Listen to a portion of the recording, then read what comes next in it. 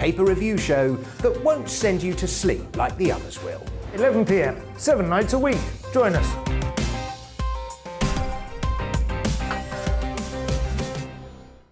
Hello there, I'm Eamon Holmes. And I'm Isabel Webster. And we hope you can join us for Breakfast with Eamon. And Isabel. You make me laugh out loud, belly laugh. Is that important first thing in the morning? Yeah, absolutely. And there's me trying to be deadly serious. News is a serious business. Yeah, I have to rein you in sometimes. Well, it doesn't stop us laughing at it. It doesn't stop us having an opinion on what's going on. Yeah. And it certainly will not stop us reflecting what you think. Weekdays from 6 to 9:30 on GBNews. I'm Dan Wootton. Join me Monday to Thursday from 9 to 11 for the feistiest and most fun news debate on TV, where free speech reigns. I'll bring you a sharp take on the day's biggest stories, bombshell newsmaker interviews, and A-list guests. And I guarantee you, no spin, no bias, no censorship, and no reason to go to bed. That's Dan Wootton Tonight, Monday to Thursdays from 9 on GB News.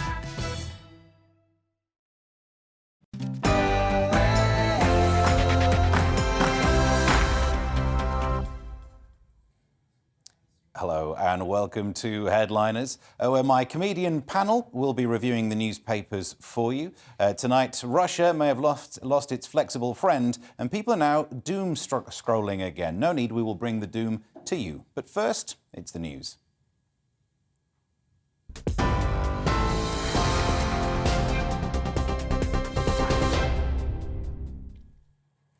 Good evening, I'm Polly Middlehurst in the GB newsroom with the very latest news headlines. News from Ukraine this hour, a second attempt to evacuate civilians from the southern city of Mariupol in Ukraine has failed.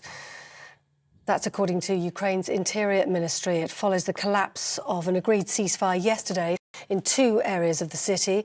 Mariupol's mayor, Vadim Boychenko, says 200,000 people are now stuck in the southeastern city. During the first days of the war, we counted the victims in tens. Today, we count them in hundreds, and in 2 days' time, we'll likely count them in thousands. They will not give us an opportunity to count the wounded and the killed, because the shelling has not stopped for the past 6 days. The Mayor of Mariupol speaking. Well, Britain is to speed up its sanctions process tomorrow as new legislation is to be pushed through Parliament. The government says updates to the economic crime bill will allow the UK to implement harder and faster sanctions against those linked to President Putin and his regime. MPs will consider the amendments in the Commons tomorrow. And the government's set to pump an extra £74 million into the humanitarian crisis in Ukraine. The Prime Minister will meet leaders from Canada and the Netherlands to try to get them to back his 6-point plan to tackle President Putin. And Priti Patel says the UK is doing everything it can to speed up efforts to grant visas to Ukrainians who are fleeing the conflict. So far, over 1.5 million refugees have left their country over the last 10 days. But the Home Secretary says the UK is offering support.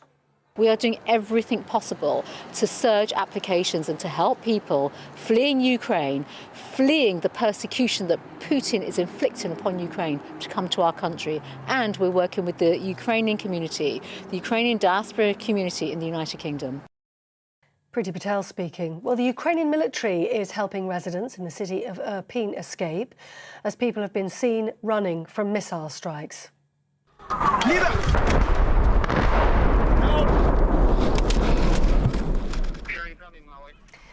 Well, that comes as President Zelensky says a family was killed in Irpin today. A man, a woman and their 2 children, a whole family. Meanwhile, the United Nations confirms the civilian death toll stands at 364, and that includes more than 20 children. President Putin says Moscow will halt its operation if demands are met. But police in Russia have reportedly detained over 4,000 people over protests against Putin's invasion of Ukraine. Anti-war protesters were beaten with batons and kicked by police as they were arrested across 21 separate cities in Russia. Footage also shows demonstrators, some of them elderly, being escorted onto buses by security forces. KPMG and PricewaterhouseCoopers have announced they'll no longer operate in Russia. The exit from the accounting firms will affect over 8,000 staff in total. It's part of a growing exodus of organisations terminating their relationships with Moscow over the invasion of Ukraine. Earlier, American Express and Netflix announced they were also suspending operations in the state. On TV, online and on your radio via DAB+, you're with GB News. Time now for Headliners.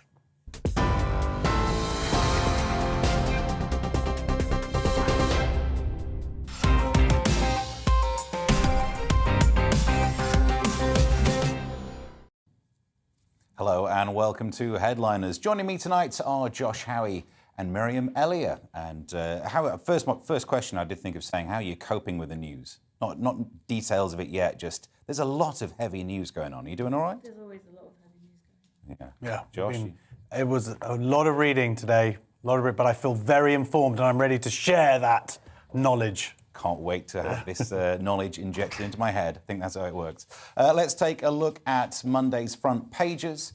And we start with the Daily Mail, which is UK Defence Chief, Putin victory is not inevitable. Invasion in a mess and 8 Russian aircraft shot down in 24 hours. To the front page of the Daily Telegraph, barbaric Putin rains down terror is their main headline. On the front page of the Independent, a moving picture with the headline, Trapped, the battle to escape Putin's wrath. Guardian has a plea for safe passage after second ceasefire disaster. We'll be talking more about that story in today's show. Financial Times goes with West weighs banning Russian oil as Moscow steps up Ukraine onslaught. The Eye, running for their lives with a terrifying picture. Same is the front page of the Metro, Run for Your Life. And a moving, terrifying picture. The Daily Star offers us a different option, but still not a positive one. Hero Warney died after extreme liquid diet is their front page today, and that is the front pages.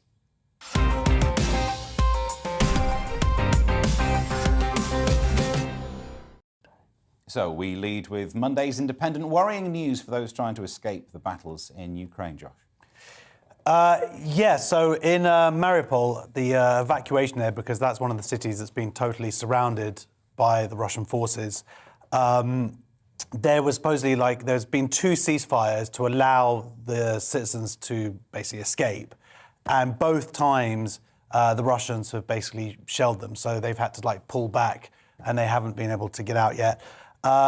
I don't know why, or if anybody can ever believe anything that Russia ever says again. I don't know why they would take their word for it. Oh, yeah, we're going to do a ceasefire, we're going to do a truce.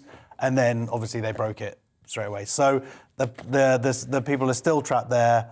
It's 1.5 million people have fled the country since the beginning of the war, but unfortunately, not the citizens of this particular city.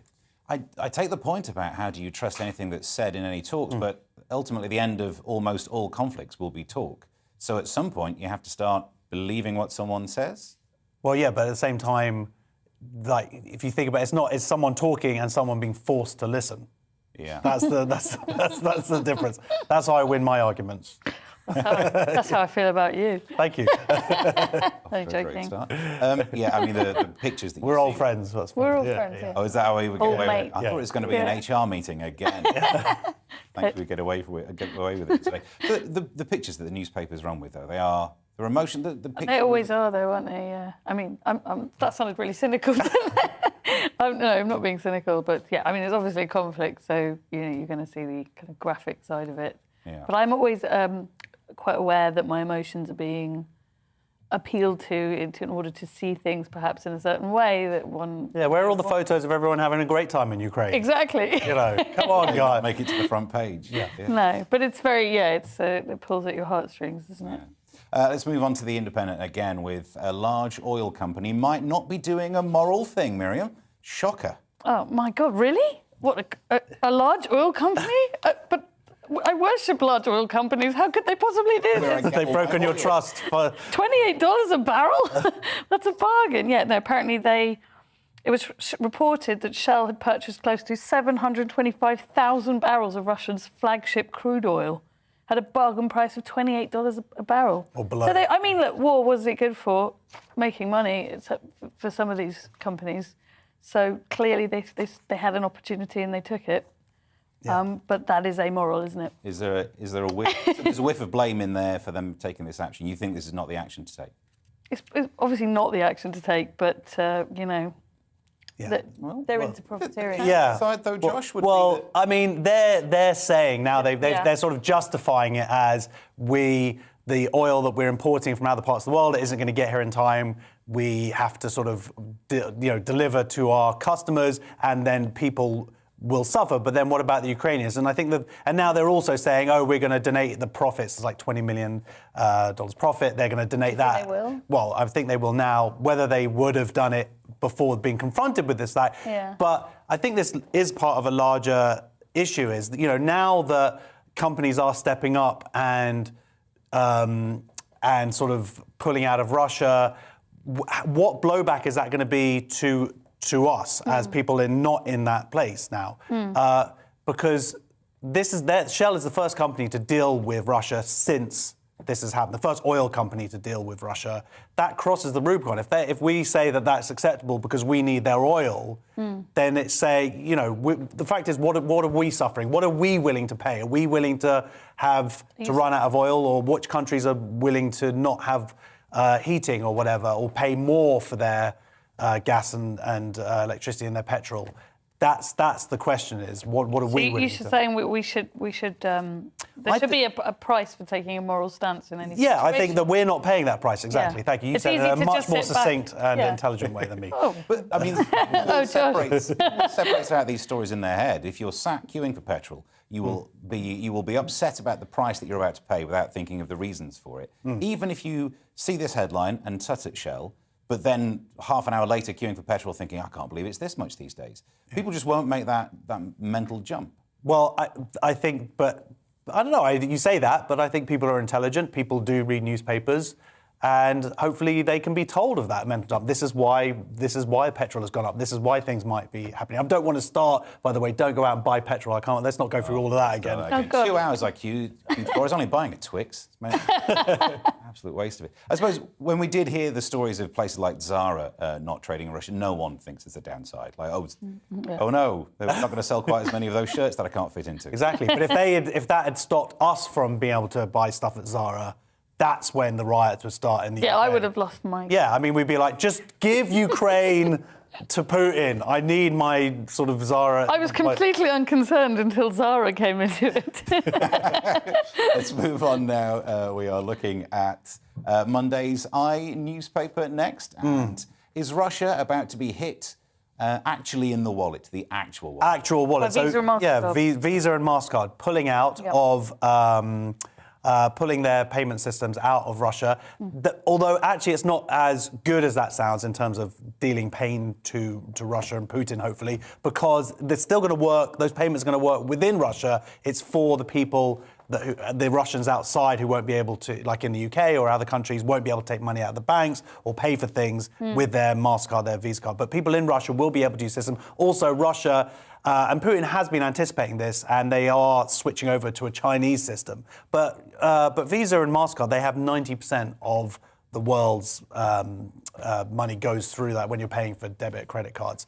So it will have an impact, and it will take time for that new Chinese system to filter through to the Russians.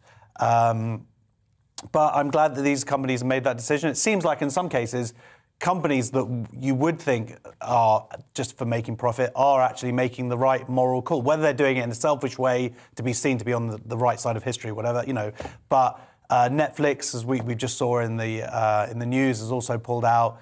I mean, that's I don't know what I would do without Netflix. That's a hard one. I don't watch Netflix. I mean, is this... You just watch GBNews all the time, that's why. Is this going to be an impactful move? Is it hurting the right people? I mean, I suppose anyone who would have gone to use their MasterCard at Zara, double whammy, they're staying at home. All I know and they're not watching Netflix. Exactly. So how long can they hold out? It's the end of everything, really, isn't it? But do you think this is... I mean, we were trying originally to target oligarchs. Do they tend to be using the credit card Not that really. much? Probably not. Yeah. Well, we'll see. Yeah, they use gold I'm not bullion, really don't sure they? whether it will... They just pay for things at Harrods. They just here is a bar of gold for you. That's what they do. So much easier. They own Harrods. Yeah. That's the end of part one. Coming up in part two, we'll be discussing what not to wear when you are receiving an Olympic medal. See you there.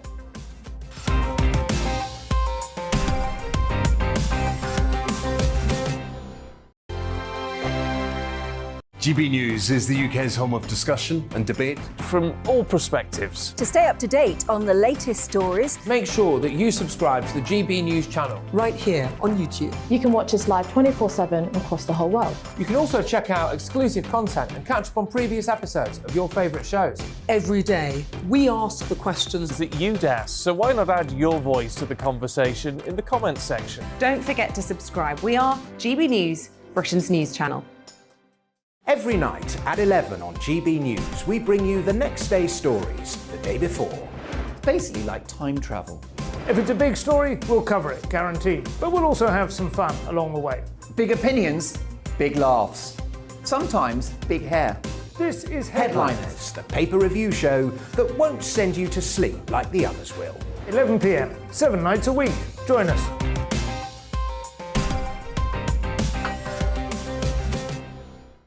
Hello there, I'm Eamon Holmes. And I'm Isabel Webster. And we hope you can join us for Breakfast with Eamon. And Isabel. You make me laugh out loud, belly laugh. Is that important first thing in the morning? Yeah, absolutely. And there's me trying to be deadly serious.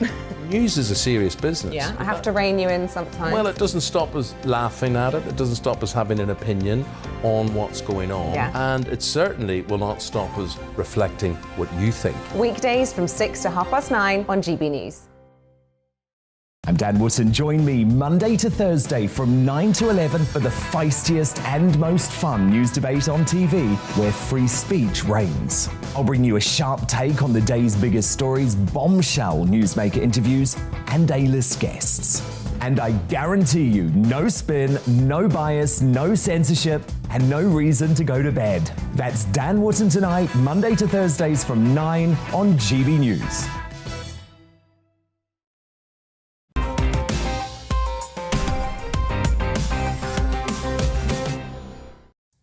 Welcome back to Headliners. Joining me are Josh Howie and Miriam Elliott. Let's jump into Monday's Guardian. Women are better bosses, so why are there so few of them, Josh? Are they better bosses?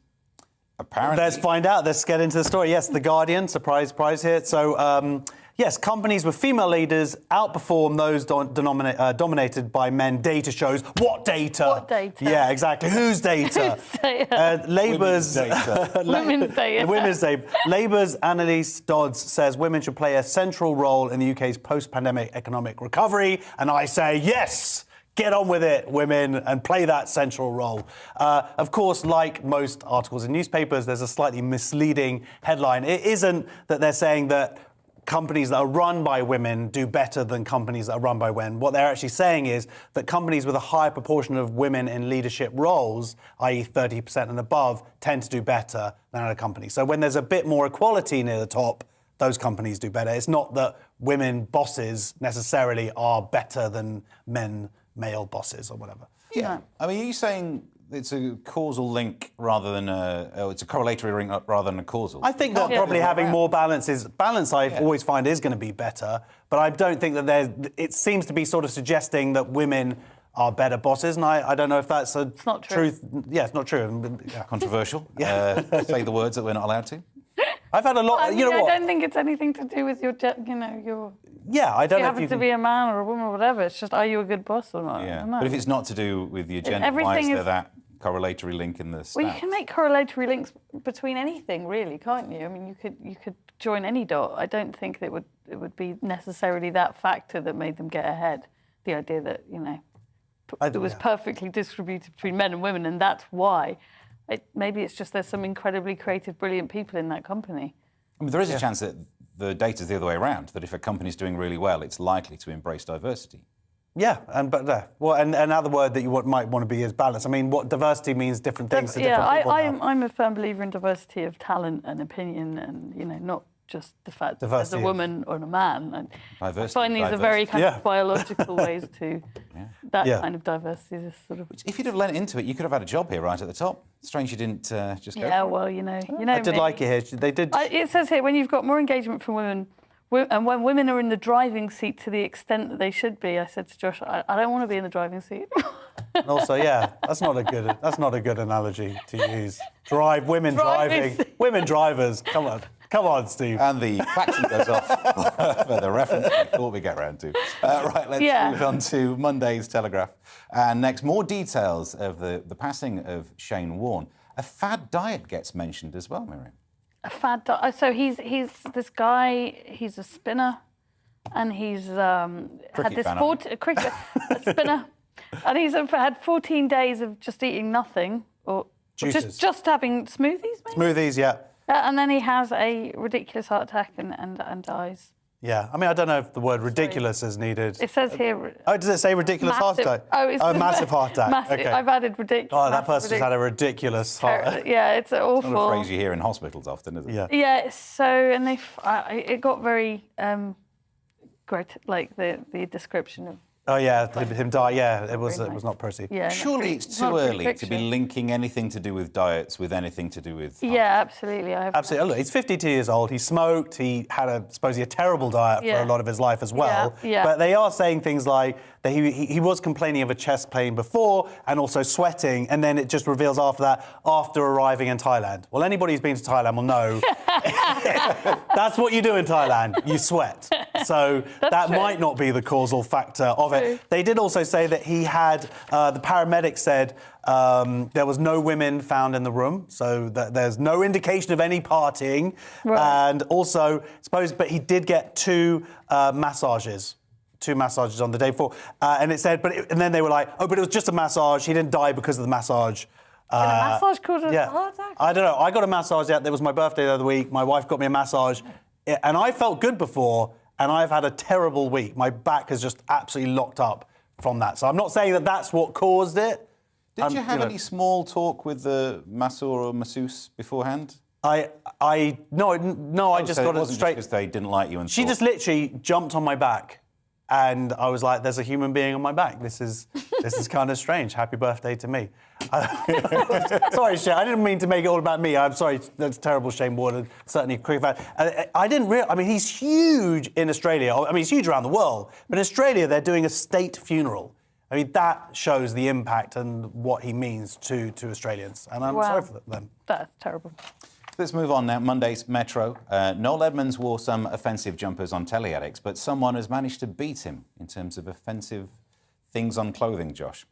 Yeah, so there were reports a couple of weeks ago that on the tanks this is before the Russian tanks invaded Ukraine, but they were spray painting Z on them and they didn't really know what it means. Now it turns out it means victory in Russian, or it's associated with the word victory. And Russian gymnast Ivan Kulyak decided to wear a Z on his leotard or whatever, because he's very masculine, during the gymnastics and then during the podium. He got bronze, but the Ukrainian got gold. So that could be that he's like a very proud Russian and proud of their illegal war, or it could be that he just feels he just wants to sort of do a psyche, out psyche the psyche. Am I using the right word here? Just intimidate or whatever, or affect the Ukrainian competitor, which didn't work, and I just think he's just a bad loser. Yeah. I mean, do you think it's right to not fully dress up as a tank, but to have something reminiscent of tanks whilst a conflict's happening? Z for Zorro, I don't know. Oh, you think it's a superhero? It could be a superhero thing. It's got to be a superhero. You always think the best of people, don't you? I do. No, he doesn't mean the tanks. He means Zorro. He's just a big, he's a big sword fan. Any of them wearing the little eye mask of Zorro? No, not that I can see. Probably wasn't. No. Zorro. It's just he's. Yeah, he's been trained by he's in the Russian. He was in the Russian army last year. He's obviously patriotic, and this is the interesting thing: is I didn't sort of believe it, but until I saw some statistics. But like 71% of Russians support the war, believe that Putin has these valid reasons for it. So that he does have the majority of the country behind it. At the same time, there are Russians who are protesting and incredibly bravely to do that in that regime, which is what it is, and are being arrested and people are disappearing for protesting. So those people are probably some of the bravest people I've ever seen. And for me, that adds in a little bit to reading of the stats. 70-something% answer a question in a survey. Well, even if you didn't believe it, would you pick the more politically appropriate answer for a survey? Of course. Yeah, that makes sense. We're just disputing more data, aren't we? Yeah. Nothing means anything. Yeah. No experts. Police are getting younger these days, but also less trusted, apparently. This one's from The Times, Miriam. Yes, police are losing public confidence, and they should be tackling traditional crimes. I like the term traditional crimes. Oh, yes. Let's get back to some traditional crimes in this country. I had my car broken into last week. Traditional crime. Traditional crime. More research than most of us do on this show. Yeah, and I called the police, and they said, was there any CCTV? And I said, there was, but he was wearing a mask. And now more COVID. More COVID stuff. Very much so. So does that could have been anyone. It could have been a little old lady downstairs. You in the same data here, you don't trust the police as much, trust them to No, sort out? I don't actually. I think there's been a huge lack of confidence in the police in that they're not doing what, the traditional kind of moral setup of society would be, that they were kind of tackling crime and theft and things like that. And it's been policing a virus for 2 years. And hate speech online. I'm reading a lot about that. Police just sort of turn up and you've written something on Twitter. Oh, we don't like what you think about. We don't like what you think about this, and that's right. Could hurt someone's feelings. Someone said you were watching GBNews the other day. Is this true? Well, but if they are investing time and resources in doing that, then it would kind of fall logically that actual crime is not being tackled as it should be, and that's going to undermine trust. Yeah, last night on the show we were talking about Avon and Somerset Police have got a really good system for sorting out bike theft, in that they actually investigate it and then actually manage to find some of these bikes. Wow. Which is advice that other police areas might take into account. Is that the kind of thing that would restore trust? A crime that's that basic, would you feel more trustworthy? Well, absolutely. If there was some correlation between crimes happening and crimes being prosecuted and the people being sent to jail, because a lot of times burglaries, usually it's actually very few people. Like one burglar can commit hundreds of burglaries. Yeah. So when they capture that one or two people, it makes a huge difference to that area and to the statistics. If they're just ignoring it, and this is actually quite a scary term, they're screening out fraud. It doesn't exist. Burglaries, car theft, fraud. These things, that's not our remit anymore. That is a little bit. It's incredibly scary. Yeah, actually, and we need a return to basics. What are you there for? Why they are there for a specific reason. They've taken oath to the people to protect under common law. And that's what they should be doing. But the same article also says that the police should be doing more for cybercrimes, not hate online, but cybercrimes. And if they don't, then private operators will move in. So the same article is saying you should manage to police all traditional crimes, and you better step up your game for online crimes as well, which would be fine if there were way more police. Yeah, well, this is now they're saying they're supposedly they've done this investment that they're finally putting into the police. There's going to be 20,000 new officers, but fraud is like 40% of crime, and a huge part of that is, of course, technological crimes, and they are behind. They are fighting, the race is already way ahead, and they need to catch up quick. Does that mean it's better off just to carry lumps of gold around with you, like Totally, oligarchs? Yeah. No one's going to fraud you out of that, unless they get some of that iron parietes stuff. The gold standard. Uh-oh. Let's move on now to The Telegraph. And shocking headline, religion might have had some sexist attitudes. Oh, my. Yeah, and very recently, 1994, some people may remember, I was alive. So Bristol Cathedral, there was a plaque to mark the first women priests being ordained. But what's funny is that plaque only mentioned the men. So that is quite so.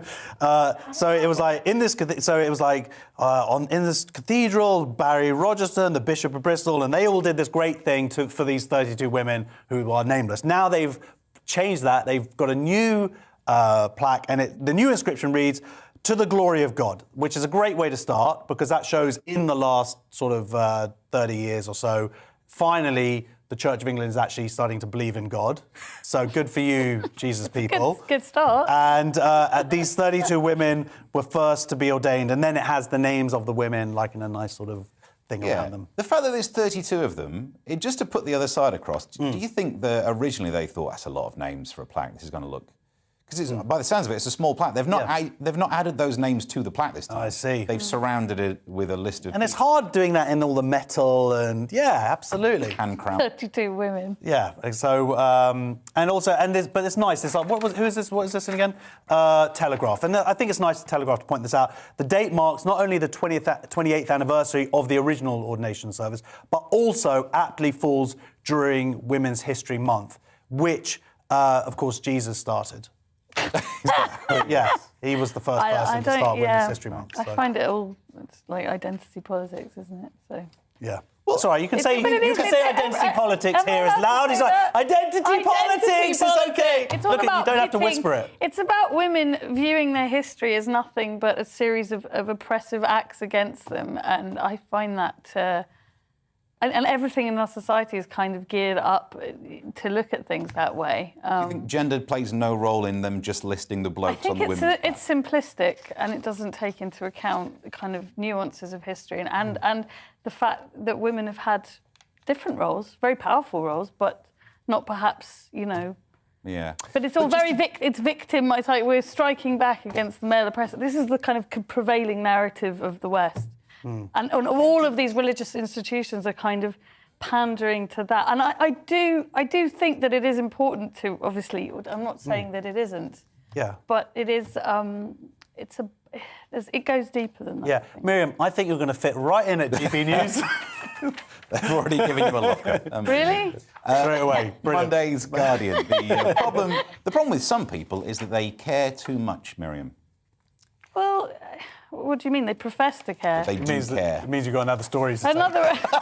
Miriam, catch up with us. She's had, just in Miriam's defence, she's had a birthday party today for this 3-year-olds. one, I can't stand this one. Caring roles block career advancements for 3 and 5-year-olds. OK, I speak as I am a mother of 2 and I'm also a carer. My older son has a disability. The idea that just the word caring... how was I going to say this to me? It's very me, as if caring is this awful, terrible thing that we have to do that's obstructing us from our true desire, which is to be a careerist and get to the top of the career ladder. And I don't think that's true. I think that caring in itself, OK, it's not financial, it's not, you're not driven by the same desire to attain money and wealth, but you're connecting with a child with a disability or your own children or whatever. It's a completely life-changing experience to be a carer. It's hard work as well, but everything is written from the perspective that it's a hindrance, that it's a what we really should be doing is getting up in the morning and just thinking about ourselves or the company that we work for. And I think that is actually quite inhibiting and not good for anybody. And it doesn't... If someone chooses to do that, if someone thinks, I would love to apply for a promotion, but I won't be able to do those hours because of my family setup, which includes some caring, which actually, so far, no one needs to say any gender words. They might enjoy each other. I mean, of course, the matter of choice is a matter of choice, but to presume that they're all being... by looking at the statistics, you'd have to presume that they were all desperately unhappy caring. Josh, and that could be for their own children, or it could be for another adult in their family. This is The Guardian opening with another statistic that then, when you read it, it undermines itself later on. Because the first statistic says 50% of ethnic minority carers say their responsibilities hold them back from finding new positions. It sounds like... that's like half of all. Well, that's half of all ethnic. Exactly. But what it is the actual discrepancy is like this is somehow a worse statistic for whatever, which it is. But the same statistic is 39% of white carers feel held back as well. So the point is, it's caring. There's some people who are caring want to do it, like you say, and hold you back. I think the point is. I'm not saying it doesn't. How it is really the thing is how tough it can be being a carer, tough, and that I think is not factored in, and the support that is needed. And it's why opening on this ethnic minority angle when the reality is to be a carer, and whether it's caring for someone who's older, caring for a disabled child, just caring for children is tough, and of course more help is needed. I mean, it's also to do with the breakdown in community. In the past, if you had people who needed help, it wouldn't fall on one person in that family to look after them 24/7, 7 days a week. You'd have a whole community of people that would help with that person. and that has dissipated. So that is the real root of the problem. That we can't go back to that level. I mean, imagine the amount of work you'd have to do to put families back together. I'd have to go and live back in the north. Because I live like 200 miles away from the rest of where my family are. People move around more these days. Yeah. That's one of the reasons caring's harder. You could ask, say, like, guys, please move back near me. I'm not so angry anymore. None of my family want me to move back. That's probably the problem. That's no, as a carer, it is extremely difficult, but it's also very rewarding. Cool. OK. Well, we've now made it to the end of part 2. In part 3, we will be discussing the return of doom scrolling. What's that, you ask? Well, join us after the break and we obviously will tell you. We'll see you there.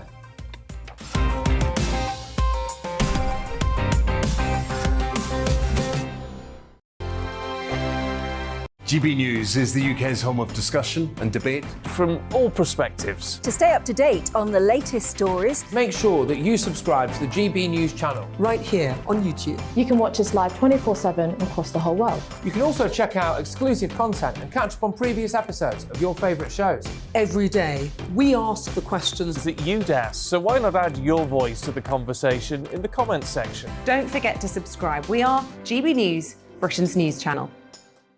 Every night at 11 on GB News, we bring you the next day's stories the day before. Basically like time travel. If it's a big story, we'll cover it, guaranteed. But we'll also have some fun along the way. Big opinions, big laughs. Sometimes big hair. This is Headliners, the paper review show that won't send you to sleep like the others will. 11 p.m, 7 nights a week. Join us.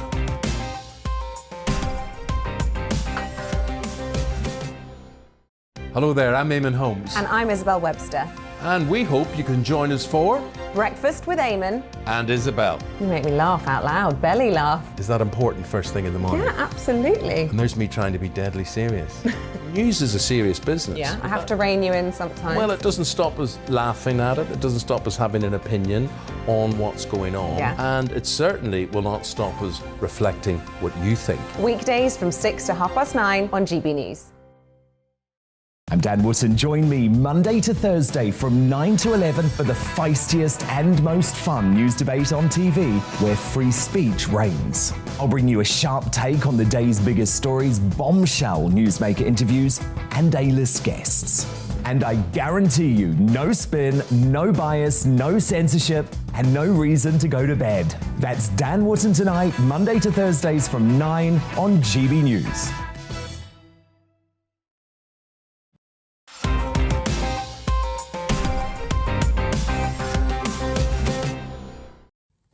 Welcome back to Headliners. I'm Stephen Allen. With me tonight are Josh Howie and Miriam Elliott. Let's move to Monday's Guardian. Josh, I imagine you're doing something late at night with your phone. It's keeping you up all night. It's making you feel bad. Tell us more, Josh. Is there anything in particular you're thinking of?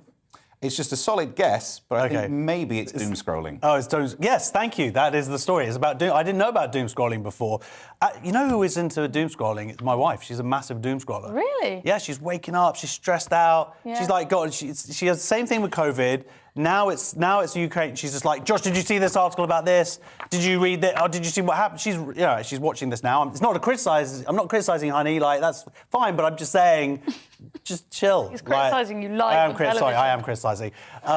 She's too busy doom scrolling. She's doom scrolling. This is So what technically, if there is a technical? So it's just getting basically obsessed with like finding out the constant what's going on in the news.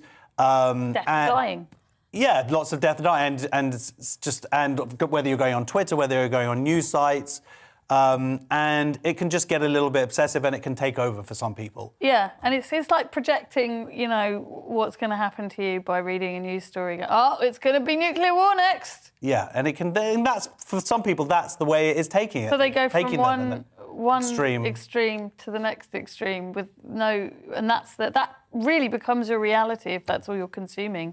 Is it set up to be like that, though? I mean, I remember watching that documentary about how social media is sorted out, that it just gives you exactly what you need to get some adrenaline. But you've got to go on to the social media in the first place. And it's not just social media, it's also like news websites, TV channels, doing these things. So it's constantly being tuned in to get information and just find out more and more and more. Things to worry about. And certainly something like, if you think like Ukraine, which a lot of people didn't know very much about even a few weeks ago, it's sort of this brain dump of information to suck it all in, to try and understand what's going on in the world. And it's understandable that we want to understand, that we want to get to grips with what's going on around us. But at the same time, for some personality types, it can become all-encompassing.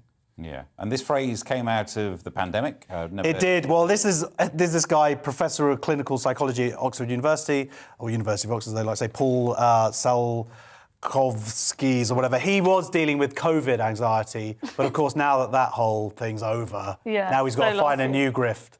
So now he's got on to the Ukraine thing. You can always find. I'm saying you can always find an expert to tell you what everyone's going to die of next. Yeah, and here we are. But then, by the same logic, you can find an expert who disagrees with what an expert's just said. So But it's kind of logic, really, that if you're sitting there thinking that you're going to die of a nuclear attack, that a piano will fall on you. I don't think that's logic. I love how you use the word, but I... No, but the thing that you're focused on... Isn't the thing. Isn't the thing that's going to kill you. Never is. Or it isn't the thing that you're going to have to deal with. So, whilst you're doom scrolling, your advice is don't worry about the thing you're reading, worry about everything else. Also, don't do scroll as you're walking across a road, for example. Near a piano shop. Yes. Just having one delivered to the second floor. It must be quite addictive, though. It is like going on a roller coaster and screaming because you're almost going to die, but you know that you're safe in a roller coaster, but you're almost going to die. You get off and you get some kind of kick out of it. Yeah. I think fear is actually quite addictive. Yeah, I mean, I suppose people literally go on roller coasters for that reason. You get a cheaper version on your phone. And the worst thing is when people start reading constant articles about roller coasters. That's when it gets really crazy. That's when you get hit by that piano. It's always the piano. It's the piano. Or the nuclear bomb. The piano. Monday's Mirror next. A duck criminal. Is she doing canard time? Oh, yes, my no. gosh. So that was why we've not been getting our nice comedy intros. No comedy intros for you. There's a You're duck just story. going with those jokes, and we don't get... I mean, I don't know if it's worth it. Yes, my lord. Oh, my God. Women is treated like a criminal after feeding ducks. You got a fine for feeding them, £75. Oi! Oi, oi, oi. So it turns out that the ducks were gluten-free. Are they really, though? They Are were, they just, and doing you it know, to you make a have to be fuss, aren't aware they? of what you're feeding them, you know. So what's happened to this woman? When was this? What was the duck crime? This is in February. She was just feeding the ducks this is in Kent, in Dartford, and yeah, she was seen to discard food, namely bread on the floor, and did walk away. That is the legal terms, according to... did walk away. So I think the idea is, I wonder if that's it, like, because she didn't stay to see them consume it all, like, that's her crime. She just assumed that those ducks would eat it when we know that they just give, you know, it's... I wonder if that's what it is. But so now the council has sort of been brought up on this because a local councillor saw this on Facebook and then the ticket's been pulled. So they have put out a statement, but it's a totally contradictory statement where they say, this is Dartford Council saying, it's a popular spot for feeding ducks. We would never want to discourage anyone from doing that by giving out £75 fines for doing that. And then it gives a reasons of like, but hey guys, don't give out bread, give out sweet corn and oats and whatever. And people have just been leaving rotten bread behind and whatever. So like, is it illegal or is it not? You can't It's just... not illegal. No, of course not. But well, I guess, but they're fining people £75 for it. Yeah. I mean, I fine them for fining me. You want police to be sorting out traditional crimes. Yeah, and surely there's nothing like more policing traditional. duck food. Yeah. So, High up there. Is it not littering? Could we It classify depends. it If as they that? leave the plastic wrapper, then it's technically litter. Yeah, right. If you have a Warburton's loaf of bread and you leave the plastic wrapper afterwards, then I would call that. Yeah, but I don't If believe it's she... And just she the bread- said that she picks up litter and sounds like a really good person. I think for me, it's all about the stain on this lady's obviously flawless character. Absolutely. Is it also... it's probably not. I probably need to say it that way, but some people might think it's to do with just getting another 75 quid out of someone. Oh my gosh, you are so cynical. I didn't say that. You Someone are else would. so cynical. I was thinking someone else who would You've have changed. written You've changed. When you would never have said that a couple of months ago before you came to GB News. Look at you. Keeps changing. All right, so let's move on to The Guardian. Again, not so much fitness first as fitness third. Right, Josh. Oh my gosh. Well done. Good job. Thank you. So yeah, this is a report from Hope Not Hate, who I'm actually big fans of, because during the whole sort of left anti-Semitism crisis or whatever in Labour, they were one of the few sort of anti-racist organisations who were actually like anti-racist, like focusing on anti-racism amongst everybody, whether they were from the far left or the far right.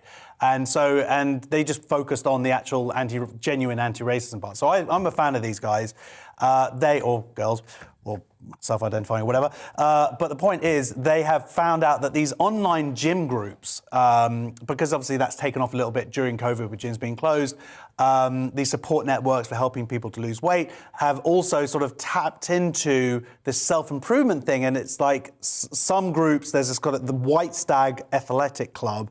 The members post images of swastika flags, and they're calling it fascist fitness. And fitness always felt a little bit fascist to me anyway. Gym. So this is like tying into that whole thing. People are taking selfies of their sort of torsos and putting like Hitler photos on. Like, look at me, here's my chest as Hitler. I don't know. It's like a Lenny Riefenstahl film, right? Yeah. That's a very highbrow reference there. Okay. So, I mean, yeah, there is surely a worry that if ever you're going to recruit anyone, the fit and strong, they're the best ones to recruit. Yeah, so yeah. Are you worried by this story? Not really, no. Because you don't go to the gym and therefore you're impervious to their charm? I just think, I don't know. It's just the term far right, I was saying, is just used against everyone all the time now. Including the far right. Including the far right. So it just doesn't, it feels meaningless. But there are people... And I would encourage people to go to the gym and be fit. But not to post emoticons of Hitler. Don't put a... Yeah, go to the gym, be fit, but that's nothing to do with... Don't be a fascist. I'm glad you cleared that one up. Controversial. Yeah. Is that a controversial view these days? Solid, No. nice. The Mirror now, not even body shaming for this story. We're talking about face shaming. Oh, God, yeah. Give us more on this one. Hairy women.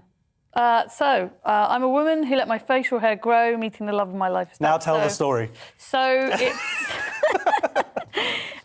it's basically this woman who suffers from polycystic ovary syndrome, which basically leads to sort of excess hair around chin area, and all her life she's sort of tormented and bullied about that, and her mother used to take her to be waxed and go through all sorts of procedures so that she would look quote unquote normal, and finally after a kind of empowering TED talk and some various other points in her life, she decided not to shave off her hair, just to sort of let it grow.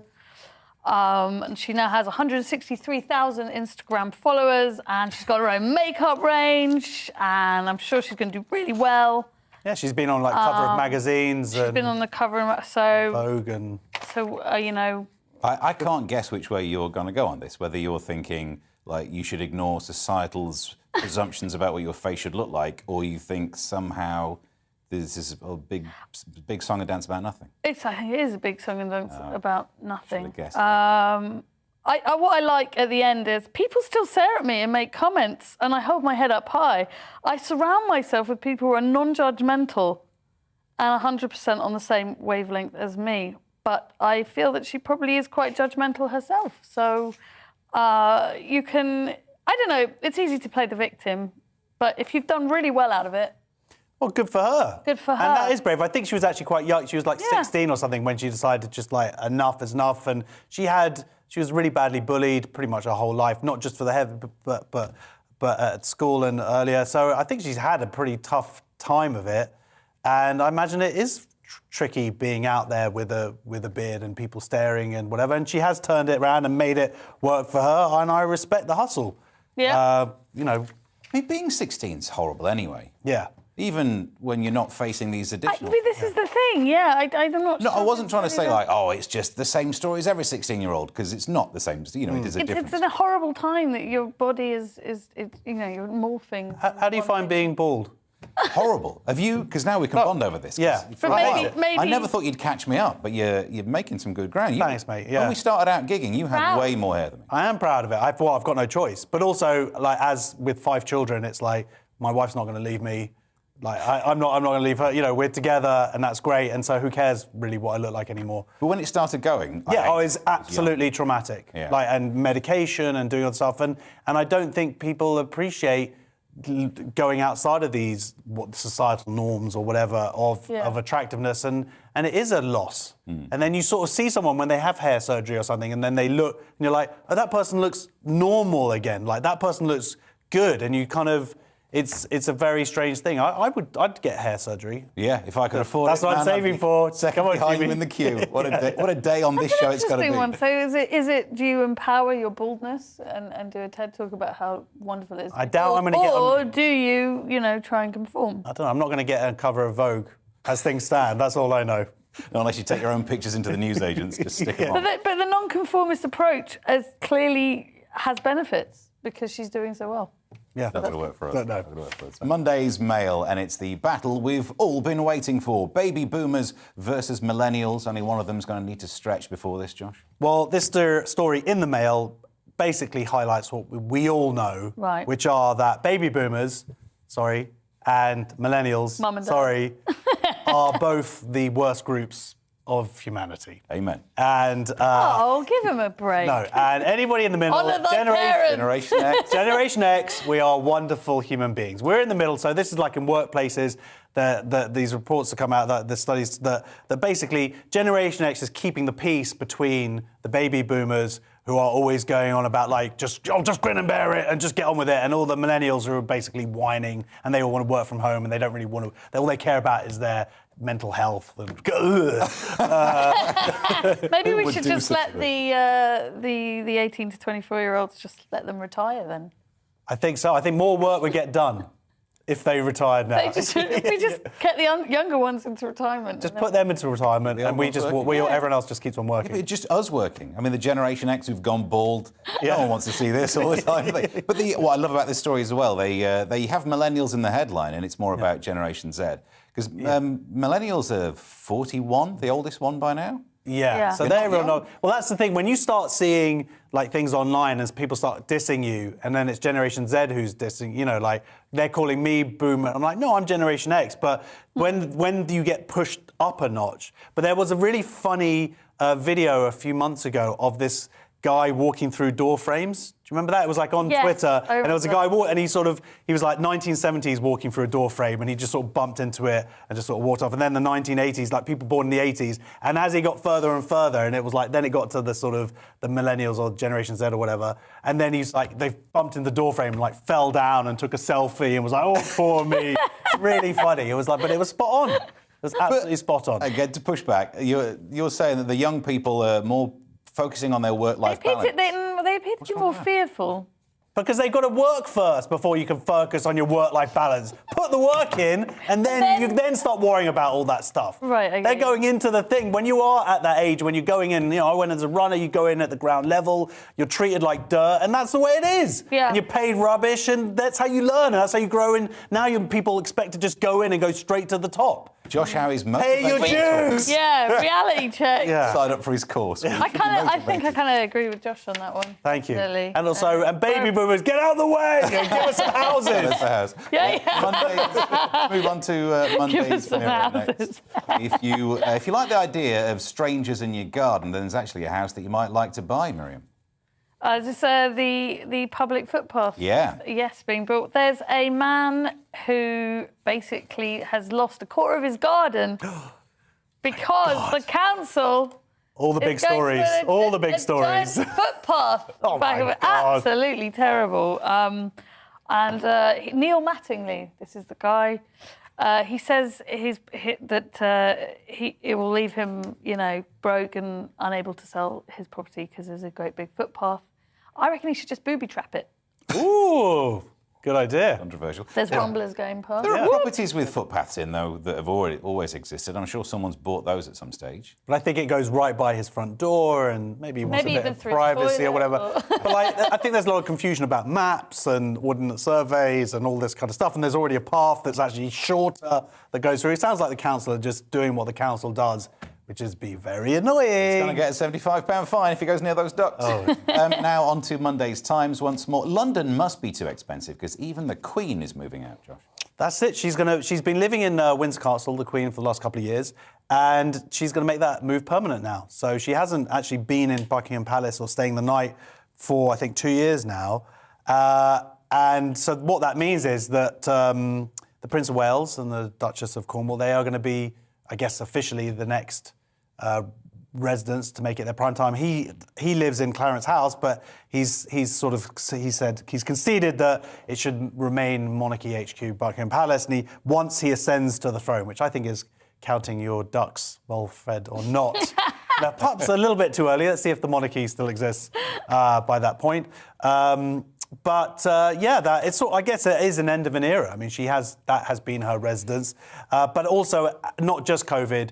It's been under, I couldn't believe this, £369 million they've spent on redoing Buckingham Palace. So those works have been going on for a long time now, and they're still going to continue for about another 5 years anyway.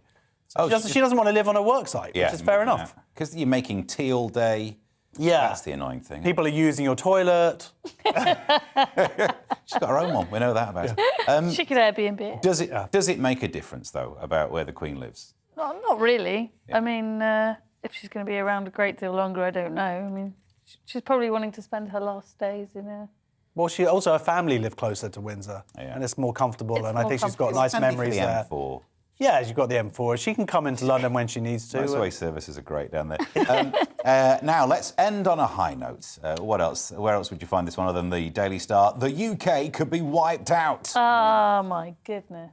More fear. Yeah. Doom scrolling, I doom say scrolling. We should go back to duck and cover. Do you remember that? No, you get fined. Fed duck and cover. They used to say, if there's a nuclear attack, get under the desk. Get under the desk and die under a desk. That was the official thing. Yeah, again, it's more fear scrolling, isn't it? Fear scrolling, doom scrolling. Give us some flesh on the bone about why we could be wiped out. Because someone could push a button. There's a Wipeout UK button? There's what a does COVID that button button link to? I'm teasing all these facts out of you, whether you like Come on, it or not. Do it. Say the story, Miriam. So this is Vladimir Putin. Certain experts have said that there is a chance that Vladimir Putin would get to the point of pressing the nuclear button and wiping us all out. Well, that's a big thing, isn't it? Is that basically some places might survive, but they're saying that if it did happen, and that's the big if, like ridiculously big if, like it won't happen. But if it did happen, the idea is that the American missiles wouldn't be able to stop those missiles, and the UK would just be gone. That's it. We'd just disappear. Yeah. I mean, I'd love to sit here and go, God, what a load of nonsense, fear porn, whatever, and then we all die. Yes, hopefully that won't be the... But surely this is one of those... right all along. Yeah. This is one of those situations where even if it is a worry, you don't need to worry about it because we won't know really that it's happened. Yeah, exactly. It would just be over. And if you've got a subscription to the Daily Star, you won't have to pay it. Enjoy every day you give it. Thank you very much for ending on that positive high note. So that's it for tonight. Thank you very much to my guests, Miriam Elliott and Josh Howie. Headliners will be back tomorrow at 11. See you there.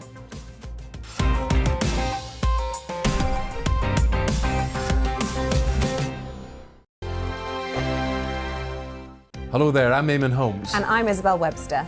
And we hope you can join us for... Breakfast with Eamon. And Isabel. You make me laugh out loud, belly laugh. Is that important first thing in the morning? Yeah, absolutely. And there's me trying to be deadly serious. News is a serious business. Yeah, I have to rein you in sometimes. Well, it doesn't stop us laughing at it. It doesn't stop us having an opinion on what's going on. Yeah. And it certainly will not stop us reflecting what you think. Weekdays from 6 to 9:30 on GB News. My name's Tom Harwood, and every weekday we bring you The Briefing live from 9:30 a.m. The stories, analysis and live debate that you need to hear. Quite right, Tom, of course. Was this something that had been considered at all? Difficult to answer. Gas-guzzling helicopters circling. Noise is being